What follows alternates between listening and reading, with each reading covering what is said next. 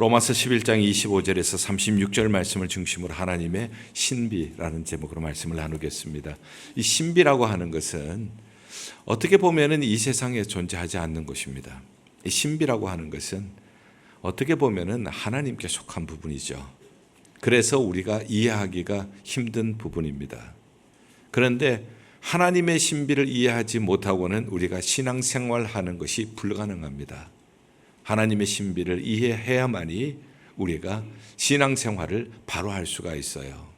하나님께서 이런 우리를 하나님의 신비를 알 수 없는 무지한 우리들에게 하나님께서는 하나님 자신을 보여주시는 하나님의 계시의 말씀을 우리에게 주셨습니다. 이것이 곧 성경입니다.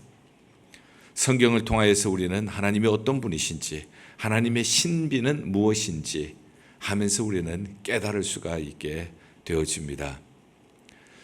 오늘 이 말씀 속에서 하나님께서는 이스라엘 백성들을 어떻게 다루시는지, 그와 함께 우리는 그러면 하나님께서 어떻게 다루시는지, 이것을 우리가 함께 살펴보는 시간이 되기를 원합니다. 자, 먼저 25절을 보면 형제들아 너희가 스스로 지혜 있다 하면서 이 신비를 너희가 모르기를 내가 원하지 아니한다. 모르기를 원하지 아니한다라는 것은 강력하게 알기를 원한다는 말씀이죠. 하나님의 신비를 알아라고 하는 뜻이에요. 하나님의 신비를 바로 알아야 바른 신앙생활을 하기 때문에 그 신비는 뭔가? 이 신비는 이방인의 충만한 수가 들어오기까지 이스라엘의 더러는 우둔하게 된 것이라. 이방인의 충만한 수가 들어오기까지, 어디에 들어오는가? 구원에 들어오기까지 이스라엘의 더러는 우둔하게 된 것이라. 자, 유대인들은 쉬운 말로 얘기를 하면은 구원이 가능한가? 유대인의 구원은 어떻게 되어지는가? 하나님께서는 유대인들이 복음을 배척했기 때문에 이방인들로 하여금 복음을 듣게 하셨고, 이방인들이 이 복음을 듣고 하나님의 자녀가 되는 권세를 얻었습니다. 어떤 사람이 이렇게 생각할 수가 있어요. 이제 우리가 유대인들을 대신해서 하나님의 자녀가 되었기 때문에 유대인들은 더 이상 하나님의 구원의 대상이 될 수가 없다. 우리만이 하나님의 구원의 대상이 된다고 생각할 수가 있습니다. 그러나 오늘 성경을 우리가 자세히 보면은 그렇지 않다는 것을 알게 될 것입니다. 이방인의 충만한 수가 들어오기까지, 그것은 얼마인지 우리는 알 수가 없어요. 하나님만이 아시는 하나님의 신비입니다. 이스라엘의 더러는 우둔하게 된 것이라. 유대인들이 우둔하게 된다고 하는 것은 하나님께서는 예수 그리스도를 우리의 메시아로 구원자로 보내주셨지만은 우둔하여서 그것을 보지 못하고 예수 그리스도를 십자가에 못 박았지 않습니까? 우둔하게 된 것이죠. 이렇게 하는 동안에, 그러는 동안에 이방인의 충만한 수가 구원에 들어온다는 거예요. 그렇다고 해서 이스라엘의 전부가 우둔하게 되는 것은 아니에요. 더러는 중요한 얘기예요. 더러는 우둔하게 된다. 유대인들 중에도 예수 그리스도께서 메시아임을 고백하는 사람들이 있습니다. 유대인들이 많이 살고 있는 뉴욕에는 메시아닉 주가 있습니다. 예수 그리스도를 메시아로 섬기는 유대인들이 있죠. 이들은 많은 핍박을 받습니다. 자기의 동족들로 말미암아 많은 박해를 받게 되어지죠. 그런 가운데서도 예수 그리스도를 주로 고백하고 신앙생활을 하는 그들의 모습을 보게 되어집니다. 자, 이스라엘의 더러는 이렇게 우둔하게 되는 동안 이방인의 충만한 수가 구원에 들어온다고 했어요. 시작은 이스라엘에서 시작을 했습니다. 그러나 이제 로마가 기독교의 중심지가 되었고, 그 다음에 유럽이, 그 다음에는 미국이, 그 다음에는 아시아가, 아프리카, 중남미, 이렇게 해서 이 복음의 중심지가 이동을 하고 있는 것을 우리가 보고 있습니다. 단순한 중심지의 이동이 아니라 우리가 여기에서 보아야 할 것은 이렇게 이스라엘에서 시작을 해서 그 다음에 로마, 유럽, 미국, 아시아, 아프리카, 중남미로 가면서 하나님께서는 어떤 일을 하시는가? 이방인의 충만한 수가 들어오기를 역사하고 계신다는 거예요. 이방인들의 수가 충만하게 될 때까지 이스라엘의 더러는 우둔하게 될 것이다. 이스라엘에 들어오는 우둔하게 된다고 하는 것은 이스라엘 백성들이 우둔하여서 예수 그리스도를 배척하는 것이 영원한 것이 아니라는 것이에요. 이것은 일시적이라고 하는 겁니다. 언제까지인가? 이방인의 충만한 수가 구원에 들어오기까지. 그렇다면 이방인의 충만한 수가 들어오게 되면 그 다음엔 어떻게 될 것인가? 그 다음에는 이 말씀을 보면은 이스라엘이 회개하고 돌아온다는 거예요. 이스라엘에서 시작한 복음이 로마로, 유럽으로, 미국으로, 아시아로, 아프리카로, 중남미로 이렇게 하면서 다시 어디로 중심지가 옮겨가는가 하면 이스라엘로 돌아간다는 거예요. 아마 이때는 예수님이 재림하실 때가 아닌가 생각이 되어져요. 이렇게 해서 26절 보세요. 그리하면은 온 이스라엘이 구원을 받으리라. 온 이스라엘이 누군가 여러 가지 학설이 있지만은 앞에 있는 문장과 자연스럽게 연결시킨다면은 이방인은 영적인 이스라엘이 되어지고, 그리고 유대인들은 하나님이 선택한 이스라엘이 되어지고, 그래서 이방인과 유대인들이 하나가 되어서 한 하나님께로 돌아가는 것이, 그것이 하나님의 구원의 신비라고 하는 것을 우리에게 말씀해 주고 계십니다. 그러면은 이 유대인들은 어떤 사람인가? 우리의 시선에서 보면 유대인들은 어떤 분들인가? 28절 보죠. 복음으로 하면 그들이 너희로 말미암아 원수된 자요. 복음으로는 원수된 자요. 그러나 택하심으로 보면은 조상들로 말미암아 사랑을 입은 자. 자, 유대인들에게는 두 가지 모습이 있습니다. 한 가지 모습은 복음으로는 원수된 자입니다. 왜냐하면은 복음의 핵심인 예수 그리스도를 십자가에 못 박은 사람들, 배척한 사람들이기 때문에. 저는 유대인 회당에서 우리 교회가 한 7년 동안 있을 때에 이 말씀을 굉장히 피부로 느낄 수가 있었습니다. 처음에 우리가 예배 초소를 찾아서 보다 더 넓은 장소를 구하기 위하여서 유대인 회당에 갔을 때에 그때 서로를 리스펙트하면서 쓰자. 그래야 함께 있을 수가 있으니까 좋습니다 해서 어그리먼트를 했어요. 동의를 하고, 그 대신에 거기에는 뭐가 들어있는가 하면 모든 십자가는 떼라는 거예요. 한 번은 회당장이 저에게 왔어요. 헌금함에 있는 십자가를 떼라는 거예요. 그것도 십자가니까. 여러분들 이것은 경험해보지 않은 사람은 알 수가 없는 그러한 고통입니다.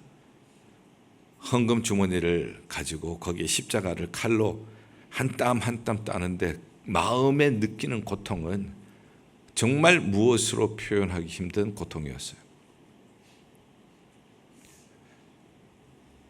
그러나 분명히 이것은 일시적이라는 것을 알았습니다. 언젠가는 하나님께서 우리에게 마음껏 십자가 달고 예배를 할 수 있는 날을 주실 거라는 믿음이 있었기 때문에 견딜 수가 있었습니다. 복음으로 보면 분명히 원수입니다. 그렇지만은 하나님이 택하신 바로 보면은 아브라함을 택하시고 이삭을 택하시고 야곱을 택하시고 복을 주시는데, 자손의 복을 주시고 땅의 복을 주시고, 그리고 하나님께서 복이 되는, 축복의 통로가 되는 복을 주셨다고요. 자, 그렇다면 하나님 편에서는 이 두 가지를 어떻게 다루실 것이냐는 거예요. 복음의 원수가 된 것을 초점으로 해서 다루실 것인가, 아니면은 하나님께서 아브라함을 택하시고 이삭과 야곱을 택하셔서 하나님의 택한 백성으로, 하나님의 사랑받는 백성으로서의 관점에서 볼 것인지. 인간의 지혜로는 해결하기가 어렵습니다. 하나님의 신비가 여기에 들어 있습니다.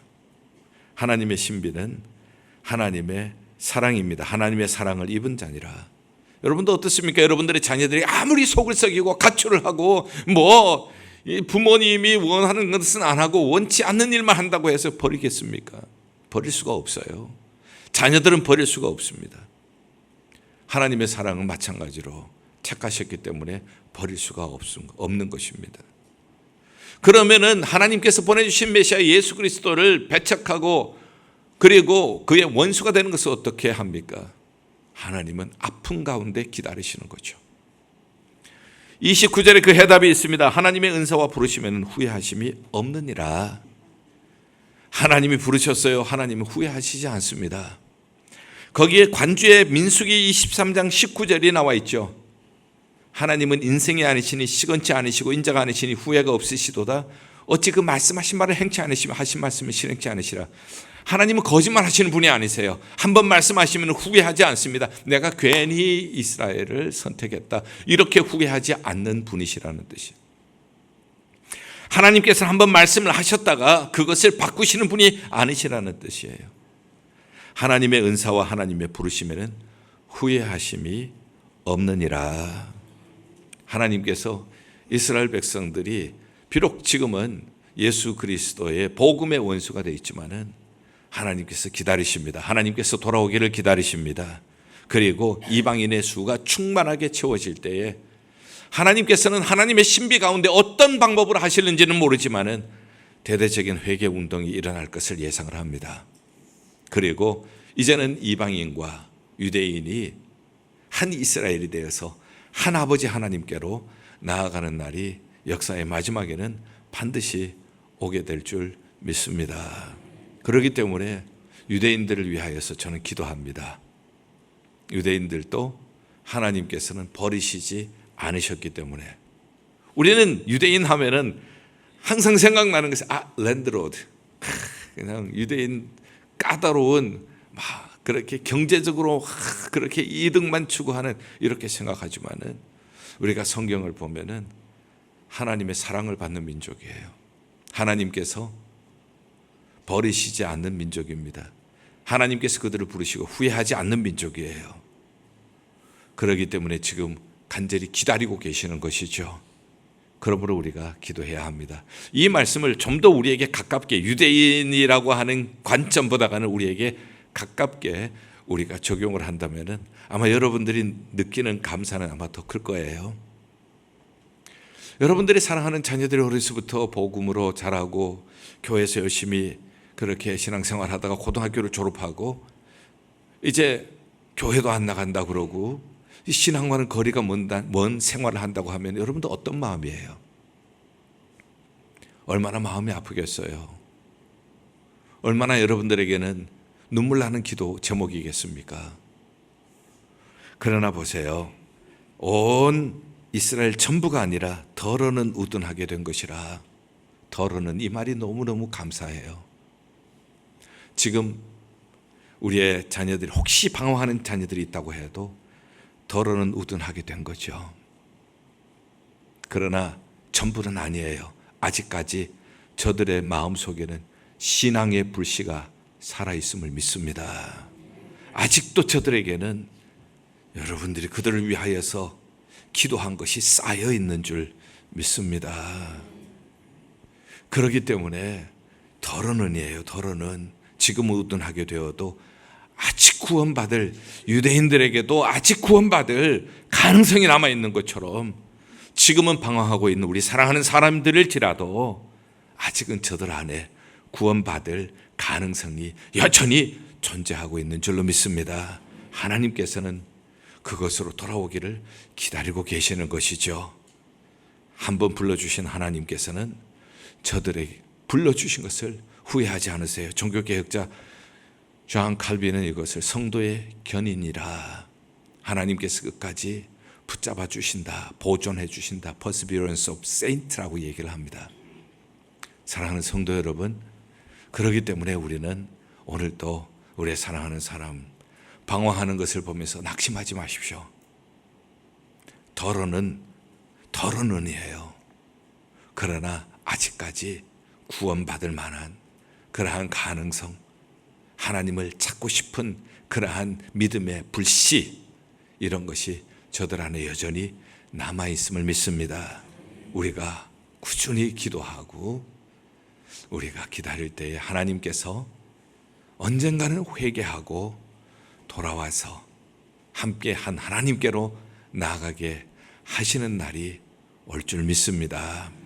하나님의 사랑이에요. 이 사랑의 신비예요. 두 번째, 30절에서 32절을 보면은 하나님의 신비의 또 다른 면이 나타나고 있습니다.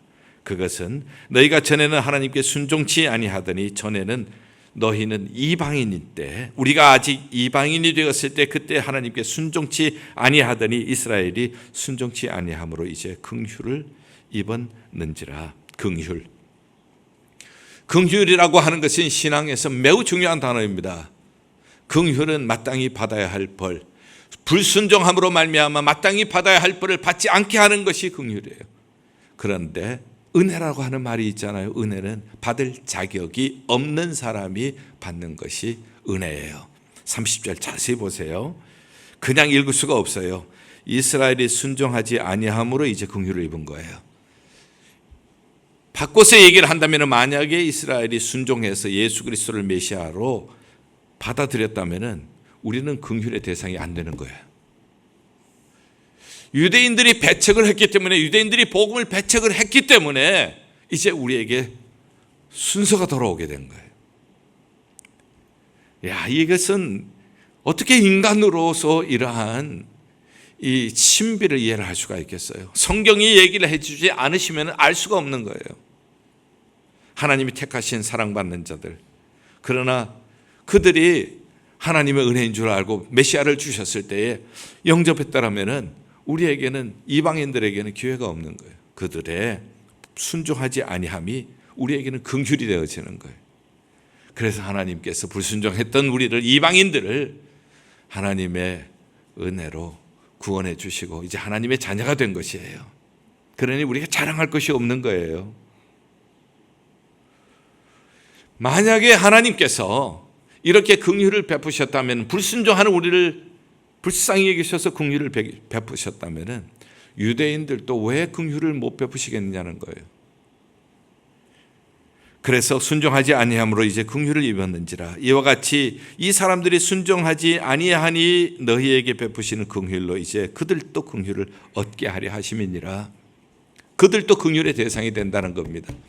이방인으로 있었을 때, 하나님을 알지 못하고 불순종했을 때의 긍휼의 대상이 되었다면 하나님의 선택을 받은 사람들이, 그러나 우둔하여져서 예수 그리스도를 메시아인지 알지 못하고 하나님의 계획을 알지 못하고 불순종하는 그들도 긍휼의 대상이 될 수밖에 없다는 것 아니겠어요?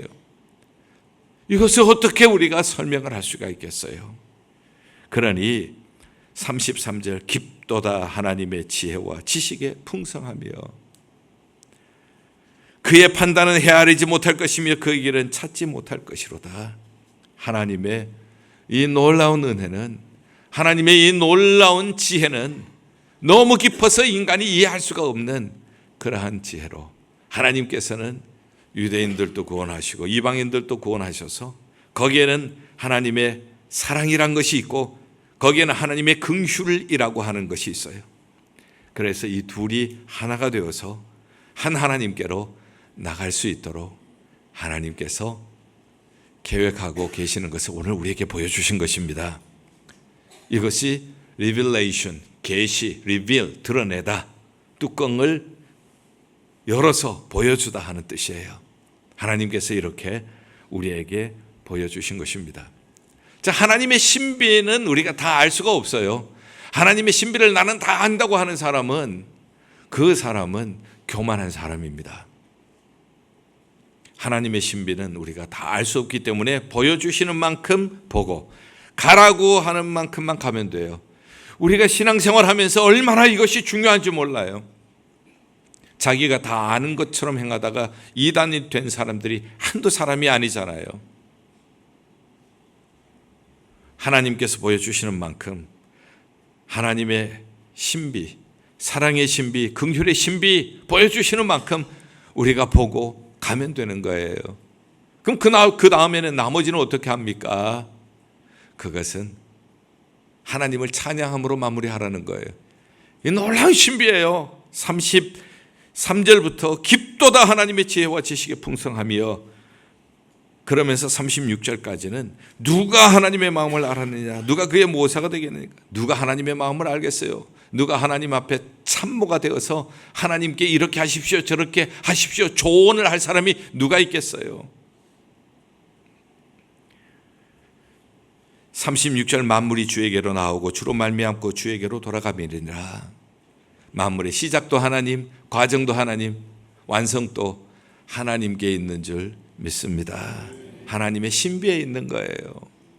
하나님이 보여주신 만큼 하나님의 사랑을 깨달아 알고 하나님의 긍휼을 깨달아 감사하고 나머지는 이렇게 로마서 11장 마지막 부분처럼 찬양으로 하나님 앞에 올려드리면 돼요.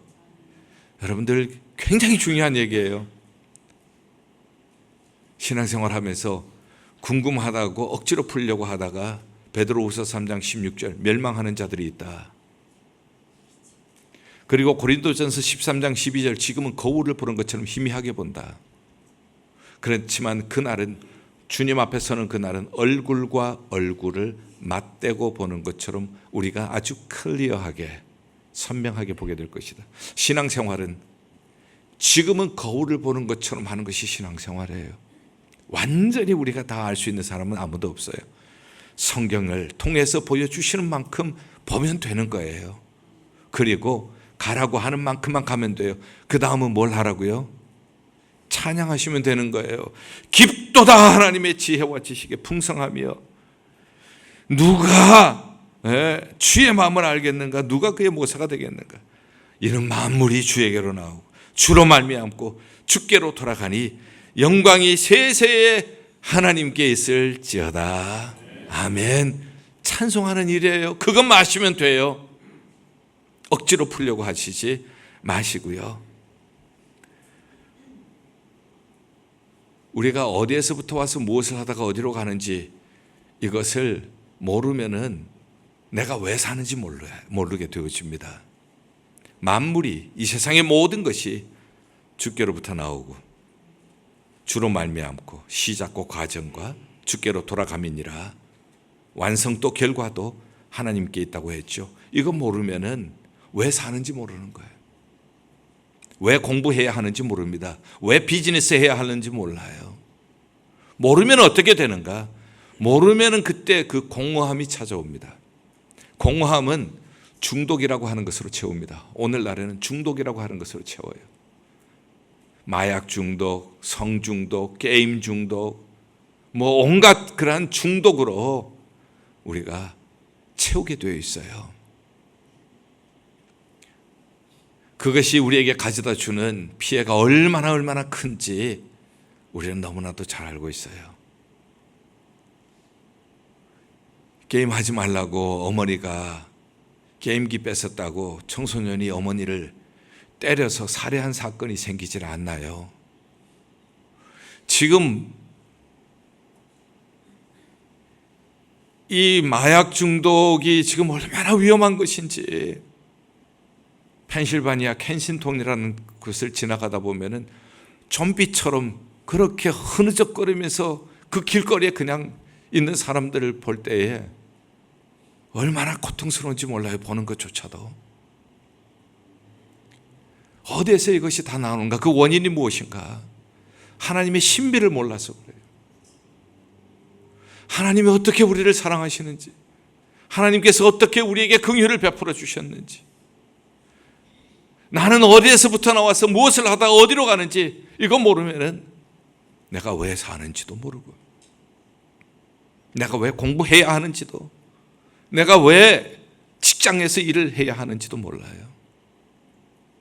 그 허무함은 하나님 이외에는 채울 수가 없어요. 하나님이 아닌 다른 것으로 채우려고 하다가 중독이라고 하는 것을 우리는 오늘 심각하게 목격하고 있습니다.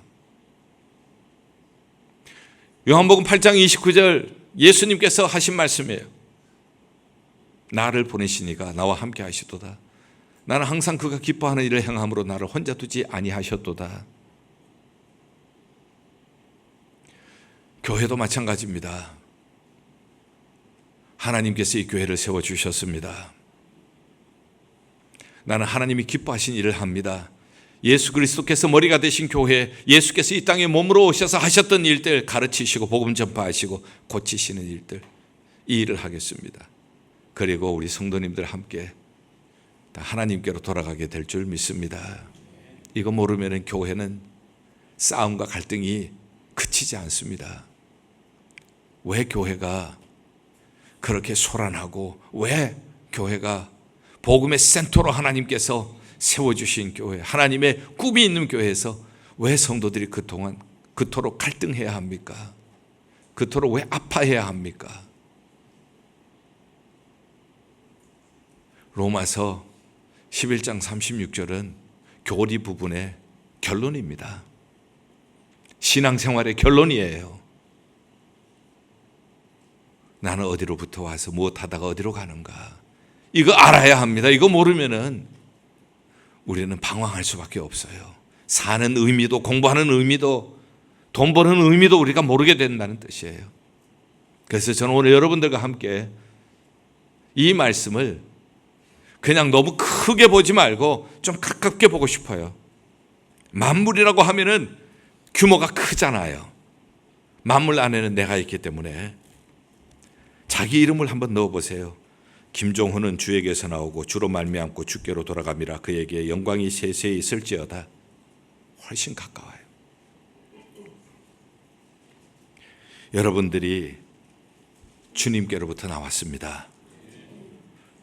여러분들은 주님의 사랑과 주님의 긍휼로 이 자리에 있습니다. 그리고 우리 모두는 함께 손에 손을 잡고 하나님 나라에, 우린 천국의 하나님께로 가게 될 것입니다. 자기 이름을 넣어보세요. 가까워져요. 우리 한번 만물 대신에 자기 이름을 넣어서 한번 읽어보죠. 시작. 김종헌은 주에게서 나오고 주로 말미암고 주에게로 돌아감이라. 그에게 영광이 세세히 있을지어다. 아멘. 만물보다가 어떻게 좀 가깝게 느껴지나요? 그렇죠? 여러분들 사랑하는 자녀를 넣어보세요. 여러분들의 사랑하는 자녀들도 주께로부터 나오고 주로 말미암고 주께로 돌아가게 될 줄 믿습니다. 덜어는 우둔해져 있을지라도 전부는 아니에요.